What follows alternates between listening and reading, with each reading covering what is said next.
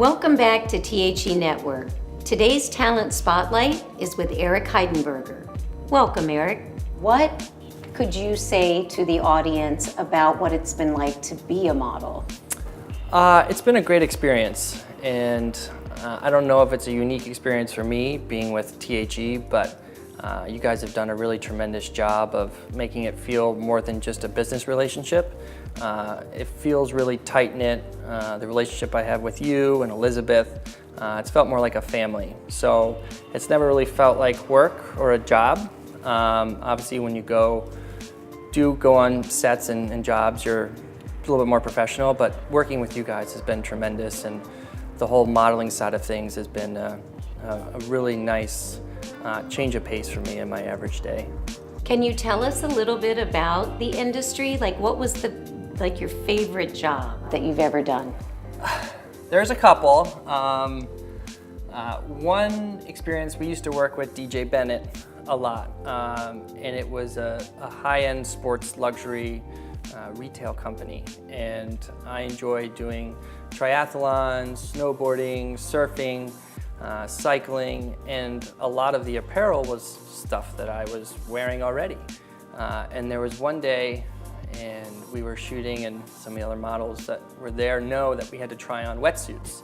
And it's custom that you go and you do hair and makeup, and you look nice, and they had these 5mm wetsuits, which were made for water that's like 35 degrees. You can go out when it's 20 degrees outside. And here you have like these beautiful models just coming out of hair and makeup, and then you have to put on a 5mm wetsuit that has a hood. So this was the first shot in the morning, and needless to say, by the time we were done, it took more time to put the wetsuits on and off, and we were all sweating, hairs everywhere, but everyone's just laughing because it's not a typical scenario you would see yourself in when you go to a shoot. But I really enjoyed it because it wasn't the first time I put a wetsuit on, but it was a fun experience. Being a model is a full-time commitment for a part-time job. Mm-hmm. So tell us about your other life, the restaurateur. Yes, the other side of things. I'm in the restaurant business with my father and my brother. Completely different change of pace than some of the modeling side of things, but it's a people-driven industry. Whether it's your staff that you're working with on a daily basis or the customers that come into your place, that's a very similar thing to the model side of the relationship aspect of working with clients, working with other models, being professional, and you're kind of always have to be on in terms of how you're carrying yourself, presenting yourself when you're on the floor. It's almost like you're performing on a stage. I used to say that I bartended, don't do it so much anymore now, but that's how I started. And you're constantly trying to make sure everything is being taken care of and making sure the guest is happy. And at the end of the day, if you're in modeling or other parts of professional working atmospheres, like that's a really important part. So tell us about the restaurants that you and your family own. Yeah, so my dad started 40 years ago in Washington, D.C. with The Bottom Line. It's still open today on 17th and I Street. The original, nothing's really changed. We still have some of the same light fixtures, some of the bar setup is all the same.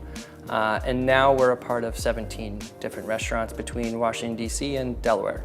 And my brother and I are now partners with our dad. We are partners in 7 places here in the district and down in Delaware.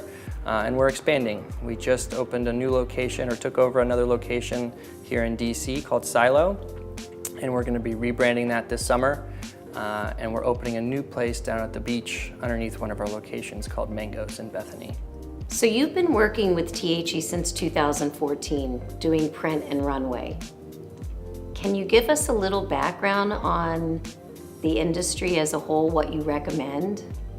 We're at the point now where I think male modeling and being a male model isn't just being that armrest for the female models in shoots, that they're starting to put men in front of print, and we're starting to get booked for runway shows. I know one of the first things I did with THE was to go out on a runway, and I have to admit I was really nervous. I'd never done it before, not sure what you're supposed to be doing, and the energy in a runway setting is, you can't really compare it to anything else. A lot of crazy things going on behind the scenes. There's clothes being taken off everywhere. You have someone that you never met before, putting your shoes on or helping you pull your pants up.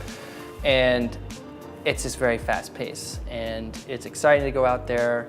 And the runway beginning felt like it was a mile long. And now when you start to, a couple years down the road, you feel much more comfortable up there, you feel more confident, and you enjoy making it to the end of the runway, and it seems like it goes by too fast. But it's an exciting time, I think, for guys too, because there's more opportunities for males, and especially in DC, you see the market is really starting to pick up, I think, for fashion and models. What advice could you give to someone who's interested in the modeling industry? And as I've said before, I'm extremely fortunate to have the modeling side as I don't know if you want to label it as a part-time thing, but for anyone that's considering possibly exploring that opportunity in their life, I would highly encourage it. I've met some amazing people who are now friends today after working with them through jobs with THE. French, who's a model, actually works here at 801 with us as well. He's an awesome guy, and most importantly, whatever opportunity you get in life, and even if you think it's something small and it may not one day be what you're going to do forever, take every opportunity and run with it as best you can. Put your best foot forward. It's never going to hurt to do too much or to be the best of yourself. If you put part-time effort into a part-time job, it's never really going to pan out to be anything else. So I'm sure you guys could probably share some experiences off the record of people that don't show up on time or might be unprofessional. But I think it's just something, the way to live your life, of just, even if it's something that you're looking just to do on the side or explore, always take that risk or challenge head on, and put your best foot forward no matter what. Eric, thank you for joining us today. It's been such a pleasure. Loved hearing your story. And thank you for tuning in to THE Network. See you next week.